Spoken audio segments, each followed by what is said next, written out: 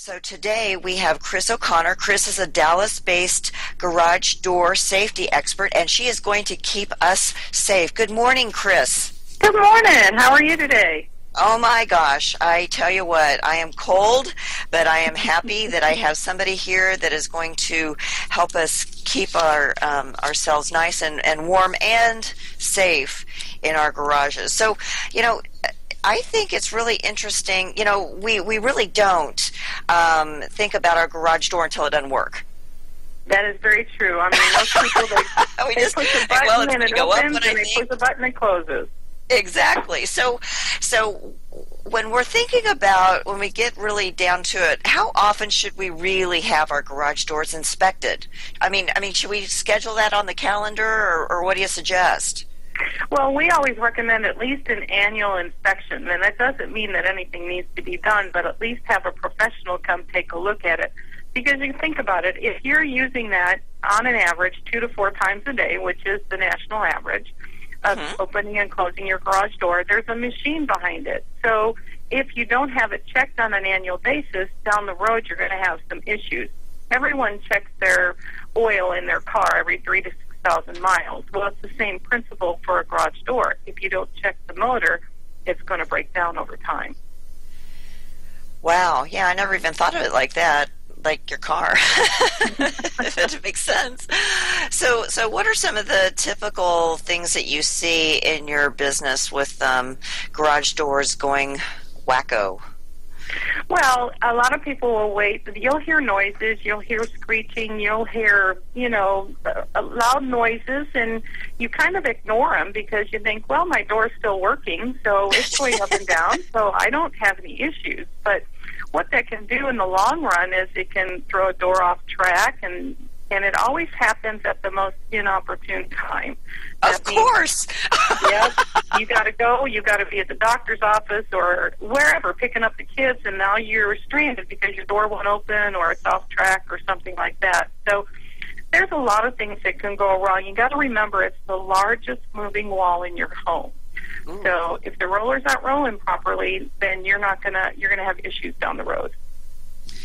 Well, that's a really good point. And, I was amazed to see that so many people go to the emergency room because of garage-related injuries. So what are some of the more common things happen, when your garage door malfunctions? What happens? I mean, what injuries do you see? Well, there's a lot of people that, especially husbands, that think that we had a situation where a wife backed out of was backing out of the garage, and her luggage rack kind of nicked the top of the garage door and popped one roller out. Well, he thought that he could fix that, and when he tried to, he popped the one roller back in, but on the exact opposite side, another one popped out. Well, he went back to do that one, and then 2 more popped out on the other side. So by the time he called us, he had been hit in the head by the door because there was only 2 rollers left holding that door up. So honestly, really, I know that a lot of people think that they can fix things, and it should be just easy to pop that roller back in, but it's not always necessarily that simple. Yeah, and really, I'm sure that the husbands and the wives out there that want to fix it, they're experts in their own field, and they probably wouldn't call a garage door specialist to go do their job. So let's get the people that really know what they're doing to do it right. It saves you time, it saves you money, and it's also going to save you, no pun intended with this guy, a lot of headache. Yeah, exactly. Most definitely. So I also hear a lot about young children and the dangers, having, little kids around your garage door. Maybe dad's out in the garage over the weekend working on something in the garage, and the kids are out there with them. So what are some of the things that we need to be really aware of when we have younger children around? Well, first of all, the garage doors are not toys. And there's a couple games that they allow their kids to play, which can be very dangerous. And we've all done it. I'm, guilty as well in the past. And one of the games is called Beat the Door Game. And what What? that is when you push the wall button inside, you try to run outside the garage and hop over those sensors in order for the door to close. You are kidding me. No, I'm not kidding you. I have never heard that before. Oh my gosh, that Yeah, sounds so dangerous. Yeah, it is very dangerous because you don't know. I mean, you could hit your head, you could run into the door, there's a variety of things that can happen. So it's not recommended that you play that game. The other game that is really dangerous is called riding the garage door. And what I mean by that is kids will hold on to the bottom of the garage door, and when you push the button to open the door, they kind of hold on to it and ride up. What? Yes, Where do I these know. people live? It's crazy, but people do it, and they allow their kids to do it. What they don't understand is there's a big coil above there, and if that breaks and there's only one, that door's going to come, very rapidly to the floor. And if that child or pet or whatever is in the way, it's going to injure it seriously. Oh, my word. Yeah. Wow. Okay. So I must not get out much because I have never heard either one of these games. I just don't hang around the right people, I guess. Well, maybe or maybe not. I maybe don't have a lot of small kids, but I do a lot of speaking to moms groups and, crime watch groups and things like that. And everybody always nods their head when I talk about those two games. They've either seen somebody do it, or they've heard about it, or they've done it themselves. So it's just, a couple games. And also, parents, how we like to give them keys and play with the keys. Well, if your remote is on there, then they start to push those buttons on the remote, which is never a really good thing either. Yeah, especially if you're not really paying attention to what's going in and out of the garage when the remote's going on and off. Right. I mean, because you even mentioned family pets. Mm-hmm. They don't know what's going on with the garage door. No, they're just excited about what's going on either inside or outside the garage. That's right. Wow. Well, so when people are thinking about finding a garage door company, what are some of the questions they need to be asking and things that they need to find out to discover if it's a reputable company? Well, reviews are big, finding good quality reviews online with the BBB or, Yelp seems to be a good place to go these days. Google Plus, there's a lot of Facebook. A lot of people recommend, garage door companies on Facebook. The other thing is, do they belong to the IDA, which is the International Door Association, and will they stand behind their work? I know in our industry a lot of companies use subcontractors, and there are some really good ones and there are some not so good ones. Our company particularly uses company employees, so we can guarantee all of the work that's being done. In our industry, some of the people are one-man show and they work out of the back of their truck. Now, some of them are really, really good, and some of them are not. They're kind of here today, gone tomorrow. So you have to be real careful with, picking and choosing a company that's going to do your repair work, do it right the first time, and if you ever do have an issue, that they're happy to come back out there and take care of you and not charge you for it. Right.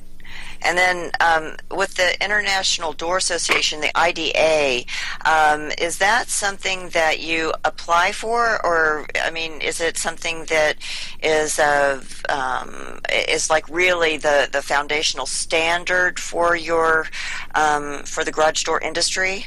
Yeah, they have a code of conduct that if you become a member that you can apply to be part of and follow the code of conduct, and that's part of customer service, taking care of the customer, not, doing a bad job and then nowhere to be found. We really stand behind and really are a big part of IDA and want to continue to be a part of it, especially for the code of conduct, because generally speaking in the service industry, doesn't matter if it's garage doors or what it is, does not normally have a good name. So we're trying to change that a little bit and teach people that we're really about customer service and taking care of you rather than just all about the garage door. Right. So, folks, if you just joined us, I'm speaking with Chris O'Connor. She is the general manager at A1 Affordable Garage Door Services. And Chris, I know that you mentioned that there's a motor that's attached to all the springs and coils and rollers and things like that. So, how has technology played a role in garage door safety? Well, actually, they have new technology out, which I really never thought would be possible, but it's really kind of exciting. It's called an Internet Gateway. And you can add it not to every single garage door opener, but specific garage door openers. Basically, what that does is everybody uses their cell phones today or tablets or computers, and it will alert you when your garage door opens. It will alert you when your garage door closes. You can also check, I don't know how many times I do this, and I'm even in the industry. I drive away and I think, did I shut my garage door? I imagine a lot of people do that, and we all probably drive back just to make sure that we shut the door, because what's in your garage is hundreds of thousands of dollars normally of equipment, cars, tools, a lot of money's inside that garage. So the Internet Gateway gives you that security to know that the door is shut. Or if you need to let somebody in, you can actually open the door and have control of that, let them in, do what they need to do. When they leave, then you can close it and know that it's been shut. Very nice. And so is this when you say Internet Gateway, I apologize for my ignorance, is that an app that you would get, or is that just being able to use the Internet to take care of things? No, there is an app. It's called MyQ Technology, or LiftMaster has it. It's called MyQ Technology. And the Internet Gateway is something that you would plug into your router. Now, it goes with the LiftMaster openers. It goes with the Chamberlain openers, and it also goes with the Sears Craftsman openers as long as you have a Security Plus opener. Otherwise, any other name brand it will not work with. Gotcha. All right. So there's some specifics that if you're interested in using that technology, that you have to make sure that you've got the right equipment. Well, that makes sense. And what are, as we're getting ready to close this morning, I think one of the things that our listeners would really like to know is, what are some garage safety tips that the average homeowner may not even be aware of that we need to really start focusing on? Well, the biggest one that I always talk about when I'm out speaking around the Dallas area is your garage door remote. Most everybody leaves your remote on your visor. And although that's a great and convenient place when you're driving home, by leaving your remote on your visor, say you go to a football game or a basketball game or some event, and you know that you're going to be there for a couple hours, the thieves know that you are going to be there for a couple hours. They can break your window, grab your remote off your visor, and the next place they go is in your glove box. Well, what is in your glove box? But all of your information, your address, your name. So all they have to do is take that insurance card and drive to your home, open your garage door, pull inside your garage, shut it down. Nobody even knows that they're there unless you have an alarm system, but most people don't. And they also don't lock their back door, their garage door, inside their house.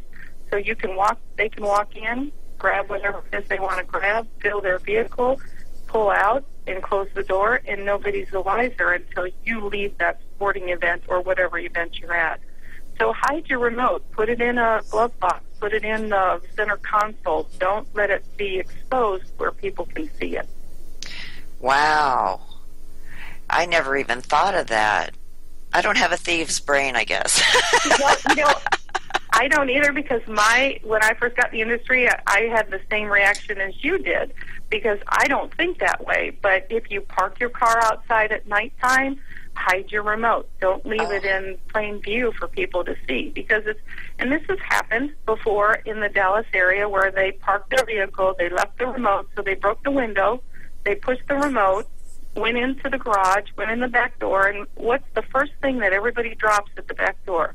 Their keys, their purse, their baby bag, their computer, when you come home, you drop right at the back door. So all they did was walk in the back door, and people were home sleeping. This was like at 2 o'clock in the morning. Oh, my gosh. They grabbed whatever they wanted to grab, and by the time the person who lived there heard it, and came downstairs, they were gone. Oh, But my everything gosh. else was gone too. So you have to be real careful with that. Wow. Yeah. Well, now, how can people find you guys? Tell everyone how they can get a hold of you and what kind of services that you guys provide. Sure. Well, you can reach us at repairgaragedoors.com, and that's doors plural. Or you can reach me at Kris, K-R-I-S, at repairgaragedoors.com. And we always, when we go out to service somebody's home or set an appointment with somebody, we give them an on-time appointment, and we always give them a free estimate. We don't ever charge them to go out there because it's too hard to try to guess what's wrong with their door or opener or whatever is going on. We're always there. We answer our phones 24/7 because I promise you the garage door won't break Monday through Friday, 8 to 5. It's always Right. 8 o'clock or 8 o'clock at night when you're coming home from some family event and the door goes away and you really don't want to leave it open all night. So Yeah. we do answer our phones 24/7. And it's always nice to actually have a live person on the phone rather than an answering machine, because you just never know if they're going to get the message or not. And you're right, when that happens, it's, you do feel like you're not as safe. And you kind of want to get it done as soon as possible. So, well, again, you guys, make sure that you give Kris a call at 214-577-2112. She's the general manager at A1 Affordable Garage Door Services. And as you can tell, she is very passionate about taking care of you and making sure that your family is very, very safe. So until next week, again, this is Claire Billingsley. Find a way to give back to yourself or your community that's fun and fulfilling for all involved. Make it a great week. Take care. Bye-bye.